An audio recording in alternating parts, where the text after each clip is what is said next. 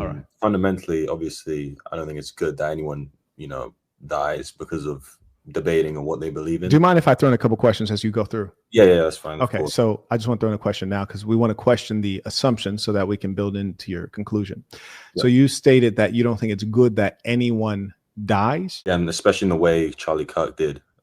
So is it the method of death that's bad, or is it just the fact that he died? You could say the fact that he was assassinated, that someone else intentionally took his life for what he believed in. Or so is that ever acceptable? No, I don't think it's ever acceptable to. Okay, so I'm just going to repeat back what you said just to make sure I understand. Yeah. So you're stating that it's never acceptable to kill someone for what they believe in. Yes. I'm going to say that one more time, just make sure I have it correctly. Okay. It's never acceptable to kill someone for what they believe in. No, I don't think it's ever acceptable. Okay. So here's a classic example that I think is very predictable. So you should know that I'm about to ask you this. I remember you very well. You came on before and I advised you to be prepared. So I trust that you're at least a touch more prepared than last time. And so you should be able to anticipate this question, which is, if you could take the life of Adolf Hitler before he committed atrocities based on what he believes in, would you do it? No, I wouldn't take his life based on what he believes in. I absolutely wouldn't. I believe everyone has a right to free speech to say what they want to say, but I wouldn't take his life based on what he believes in. I'd try and debate him and try and change. You try to debate him? You try to debate Hitler? He's a wild nigga, boy. I would. I mean, I know how it sounds, but I absolutely would try and debate. Sounds crazy. Any instance where you should try and take someone's life, because that just leads to more violence. I think it's quite harmful, and I think that everyone should try and debate. Is violence always a bad thing? No, it's not always a bad thing, but particularly when you're talking like disagreements on even ideologies, I don't think you should ever be violent towards someone who's being non-violent, who's like debating which Charlie Kirk was. Okay. All right. So with regards to our Hitler example, you're saying that you would not kill Hitler if you could. And let me just give you some context to make it easy for you.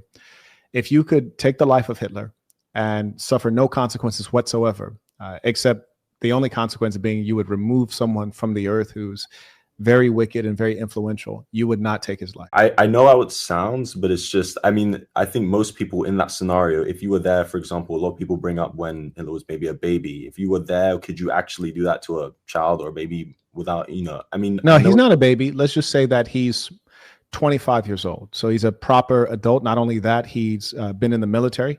He's an Austrian-born individual. I think he was born in Linz, and he went into the German military, which is ironic, different times at that point. He had just finished coming out of World War I. He had received, I believe, an Iron Cross for bravery. And you catch him somewhere in the pub, and you have the opportunity to take his life with no consequence whatsoever, and you would thereby prevent all of the atrocities. Would you take his life? See how you said thereby prevent all of the atrocities, and I'll answer your question, but genuinely looking at the country at the time, Germany at that time, with a lot of famine, a lot of issues. Did you say famine? As in, like, when I say famine, I mean, it was. They didn't have a famine. They had hyperinflation.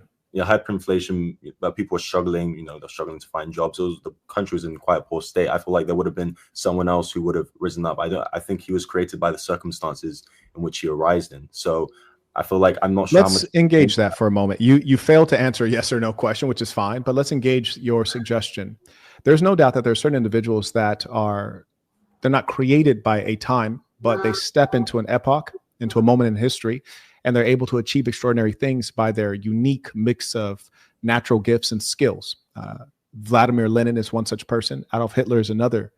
For example, we can all concede that we've observed very few speakers that have his harmony of word and body and his manic intensity that wraps crowds around his fingers. Furthermore, he was someone who was actually hired by the military to infiltrate a small, little-known party that came to be known as the NSDAP, the National Socialist Workers' Party, Nationalsozialistische Deutsches Arbeiterspartei. And it was little-known party. It was a small party, an irrelevant party. And he was essentially operating as an intelligence officer to infiltrate this party. Upon being a member of the party, an infiltrator, and he was obviously operating underneath what was in the Weimar Republic, weak social democrat structure. which Germany was not ready for culturally because they just came from being run by, a Prussian tradition, the Kaiser. And so as a result, he said, you know what? These ideas that you guys have, I agree with them. And there are many who did. There were the Freikorps, the former soldiers who were roaming Germany and posed quite a threat to public safety and drove unrest. And through his gifts of speaking and organizing and leadership, which is ironic because he was passed over for promotion in the military due to lack of leadership. It shows you how idiotic bureaucrats are. He then grew a small party that was on the fringes to a massive party, honestly, the likes of which we've not seen since in terms of its efficacy, its ability to organize people in propaganda. He put together the Dream Team, Joseph Goebbels, Himmler, Goering, and many more. The idea that a Hitler level of talent comes around frequently is ludicrous. And so I would actually challenge that though he was a wicked man, he was a brilliant man. And if it were not him, probably we would not have seen someone rise up and do what he did, because there have been many dictators. And so maybe there would have been a dictator, but would he have been a vicious anti-Semite? Would he have been an extraordinary racist? And most importantly, would he have been effective at that level? I challenge no, absolutely not. There's not one person who could have replaced him in that particular country. I yield the floor. I mean, I understand what you're saying. I can see your point, but I mean, of course, there's no way we could ever know because history's only happened in a certain way. But I think you'd agree that the circumstances. Well, no, there are ways we could know because history is in the past, which means it can be studied. You can analyze the elements and then speak to them. There are many other persons who could have risen up during that time. So I just recounted I just recounted a great deal of historical fact. You can probably tell by the way I spoke to it. And you're countering me with no facts, no references, no mentions of history, no mentions of actual circumstances. In fact, you've been inaccurate. You stated that there was a famine in Germany, which was not the issue there. So what I'm challenging you on is the idea that you're unfamiliar with the history. You're unfamiliar with what it actually takes to be a leader or the unique circumstances and the unique talents of Hitler that allowed him to rise up in that particular society. The reason I mentioned Lenin is because similar to Hitler, he's a unique level of talent. He's a unique mind. For example, he is a genius, there's no doubt. But when the Russian Revolution occurred, he was actually in exile. It was the Germans who put him on a SEAL train and sent him back to Russia to have a disruptive force among their enemies.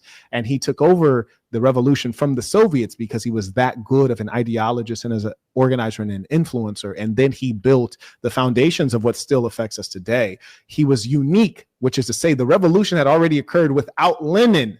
And then he took it over because he was that damn good. He called the others and who are communists, he called them Mensheviks, which means minority. He called himself the Bolsheviks, even though they were in fact not the majority. He's a unique mind, a unique level of propagandist, an excellent thinker. He modified Marxism to, you call it Leninist Marxism or the reverse, however you like. But the point is, he's a unique mind. So if you pulled him out of that society, you would not have had the same procession. If you pull an Adolf Hitler out of Germany, you would have had another guy raise up as a dictator, sure, but it would not have gone the same way. I mean, after the Treaty of Versailles, after World War I, I mean, I just truly believe that. I think there would have been at least one. But you're saying believe. Give the examples. Give the conditions, the historical conditions. Name some people. Like, give me some. Like, you're just talking about you feel, you believe. There's no way we can know because, of course, it only happened the way that happened where Hitler and World War II. That's the way it happened. So unless we go back and okay, are you noticing that I keep referencing specific things in history, but you're not referencing anything in the history, which is written, by the way, the history is written. Yeah, I came to talk about Charlie Kirk. So I mean, it's kind of moved off topic. I wasn't coming to debate. Yes, but when you talk about Charlie Kirk, we're going through logic, right? We're going to use some logic and reasoning. And often you will refer to history because they say if you don't know your history, you don't understand the present and the future because history repeats itself. And what we're talking about with Charlie Kirk, to remind you, since you're not holding it all together in your mind, Charlie Kirk was a hate teacher, a hate preacher.